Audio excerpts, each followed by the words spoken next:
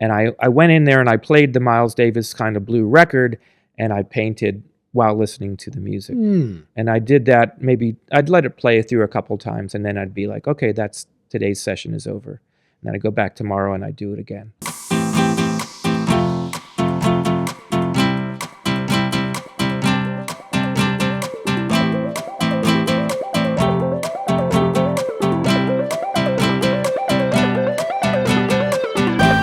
Welcome back to our continuing podcast of Fishing Without Bait, where we help people explode into their lives through full impact mindfulness. The only requirement is the honesty, open-mindedness, and willingness to try. If you have a few particles of those, welcome aboard. And today we're going to continue our conversation with our delightful guest, David Pohl.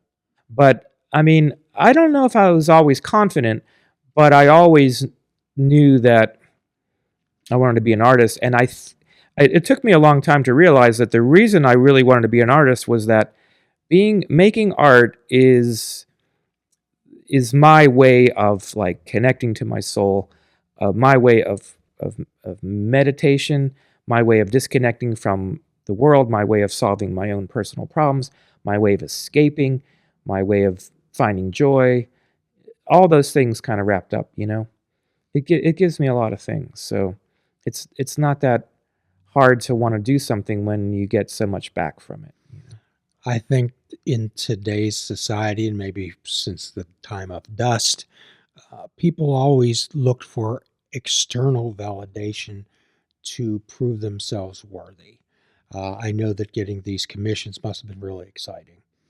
The first time, and all the times that you get them, that's external validation. But as a therapist, what we help people do is to work on internal validation, to work on those things to changing the language in the way you speak to yourself. So what would happen to you when these doubts would start to creep in, when this inner critic would start to point out things to you? Well, I think that the older I get, the more doubt I have about the validity of my work sometimes. I think when I was younger, I wasn't thinking about it too much. I do think creativity, you know, there's been lots of studies about creativity when you're younger, and like this period of ripeness when you're a sponge, and if you do some work and you teach yourself how to do something, no matter if that's writing a song or singing or whatever it is, you know, you study a little bit. There's just that period where you're such a sponge, and so what you take in, you just want to like put it out, you know, and there's that kind of like, I'm taking this in and I'm putting it out, I'm taking this in. And I really feel like there wasn't a lot of time for self-doubt, or there wasn't a lot of time to question things. It wasn't like I didn't think that what I was making wasn't good, but I always kind of figured out a way to find some reason that made me feel like I'm not wasting my time. You know what I mean? But as I get older, though, I think part of the thing that kind of keeps into my head is that I'm not fulfilling the expectations that I had on myself when I was younger. So I started painting again a couple years ago. I actually started painting during the pandemic, and I hadn't painted for like about 10 years. And I was working on the computer and mostly doing illustration and commissioned work and enjoying it, but I really felt like I wanted to paint again. But 10 years is a long time to not do something. And I really think I was surprised at just how difficult it was for me to start painting again, and how much I did have a lot of doubt about what I was doing and going, is this any good? I don't even know anymore. I don't know. And I think when I was younger and I painted, I was more involved with a community of artists. I had more daily or weekly conversations with people about the work. And now I do feel a lot more isolated in terms of that. Say more about that, David. That's interesting. That's partly it's due to a lot of things. It's partly due to the fact that I'm in a relationship now, and I have a partner, and we live together. And most of my life pretty much my whole life I've been single, and I only lived with someone for a very brief time in the 90s. So, you know, to be in your late 50s and live with someone for the first time is a very different life change. And I don't have as much of that. need or desire to go out and meet. I have a lot of friends, and I have people that I've known for a long time, but I'm not meeting new people as much as I used to. Um, as in that creative community, and I've been part of Pittsburgh's kind of arts community for a long time. And there's comes a time when you kind of like the young people come and things change, you know. And I feel like I've been a part of that for a long time, and I'm not that interested in going to every opening and seeing everything and being, So so there's a little bit of that. And yeah, I really struggled with that feeling of like I don't. This is harder than I remember. I don't remember it being so. And then I really had to work to just like go. You know what? I'm not. I'm just going to go up there and I'm gonna enjoy I have to enjoy the process, and I'm not gonna worry so much about the result. That's key, I think. I think it's so important as an artist to not be so concerned with the result. The process is really the big thing. And I think that's true of life. But I think I got kind of into this place where I never was in my life, where I was really focused on the result first before I was really establishing myself in the process. Well, that's how we established the basic format and focus of fishing without bait. The fishing without bait thing is having a lifetime without definitive expectations. In the 12-step world, David, we have a saying that serenity is inversely proportional to expectations. The higher my expectations, the lower my serenity. The lower my expectations, the higher my serenity. It's when we have unrealistic expectations we either put on ourselves, unrealistic expectations others have of us, or expectations we believe others have of us, Mm-hmm. that we put ourselves into a position of just depression and anxiety. Like we always say in the 12-step world, and again, it's kind of a spiritual thing in the 12-step world, we do the footwork and we let the divine determine the results. Mm-hmm. I mean, I totally feel that when I'm really working my best is when I step out of the way and I'm just kind of channeling something. The work's coming through me rather than I'm producing it. I know lots of artists that have talked about that, and I know I've heard that before. That's not something that I came up with at all. It's just something I've discovered that works for other people as well, or other people have said that, like when they create their best work when they kind of step out of the way, whether that be, yes. Your ego or whatever you want to call that. So a lot of people think they're hoping that I hope people like my work. And we take the Zen type of attitude. Well, either they will or they will not.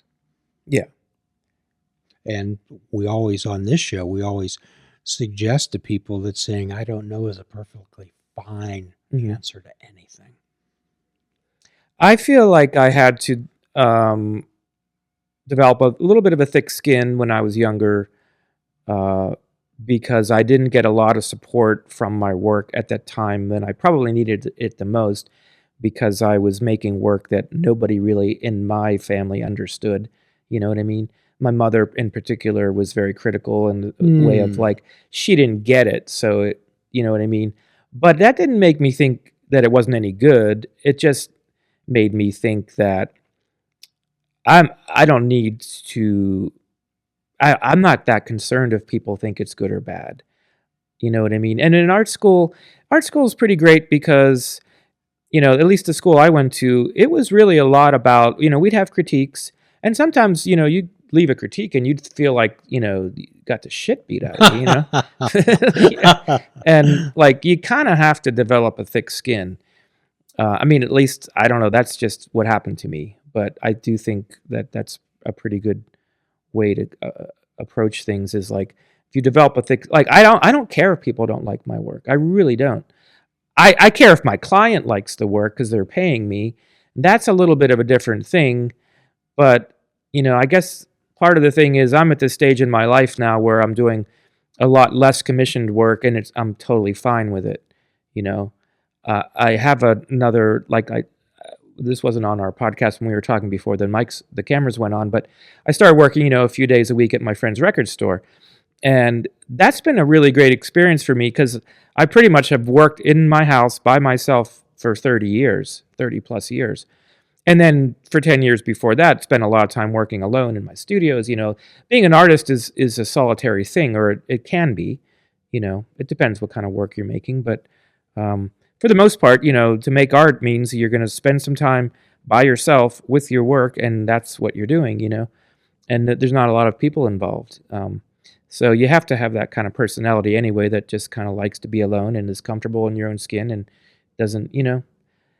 Uh, but for some reason, I guess getting back to your original question, I don't really feel like I ever really needed a lot of validation from the outside. And I don't necessarily know where that came from either in some ways. I guess like I said, it came from just developing a thick skin.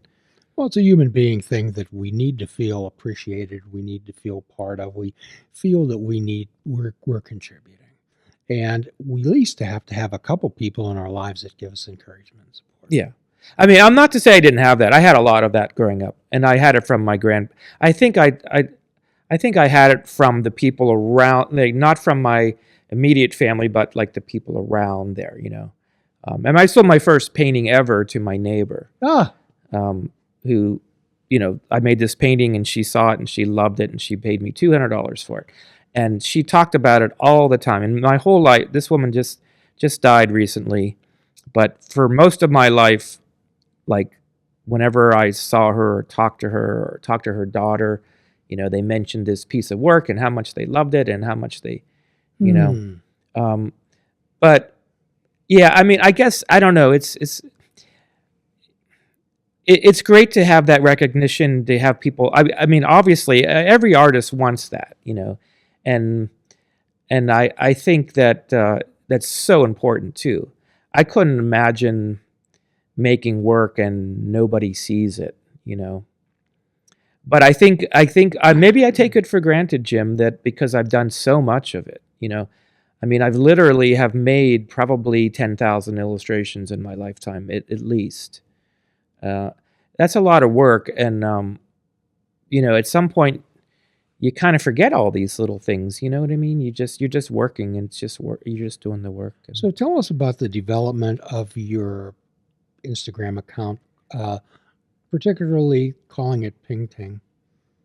Oh, the House of Pingting. So that goes back a ways. So in the 90s, I was reading. I was listening to Alan Watts's podcast that used to be broadcast on WDUQ on Sunday nights. And are you familiar with Alan Watts's Yes. lectures and those, that series he did? So they would run every Sunday night, and I loved Sunday nights back then. I would listen to like Echoes and the music from Hearts of Space, and then it would just kind of just be this really ethereal, beautiful music. It was very peaceful, and then after that, Alan Watts would come on, and I listened to him every week. And so he mentioned a book called, or it was a story called "Pingting Comes for Fire."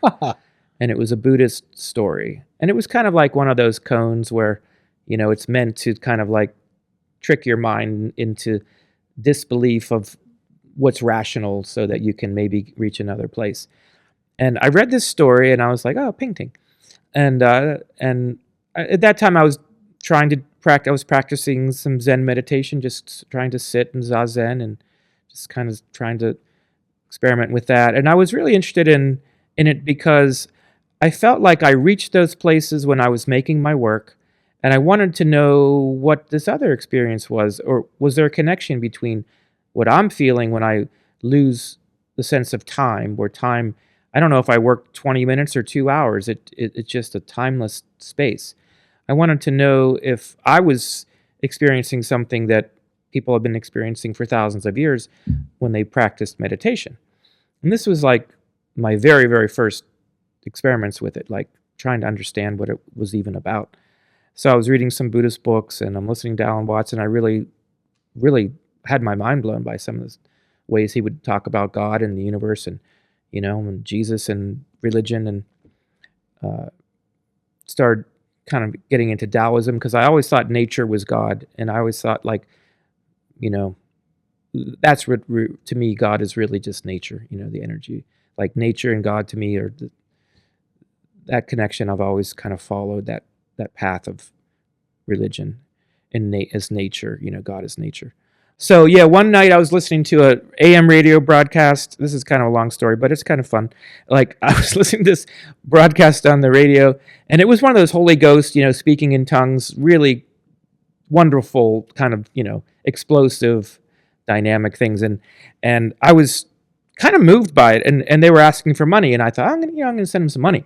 So I wrote a letter. I'm typing, and I'm like typing, ping, ting, doing the thing with the typewriter. And so I signed the letter Pingting, sent it off in the mail with my, I think I put $10 cash in it in the envelope, and I totally forgot all about it. A couple months later, I got an envelope from the Holy Temple Church. That's what it was called, the Holy Temple Church, and I think it was in the Bronx, New York. And I got a letter back from them thanking me for my contribution, and it's addressed to Pingting.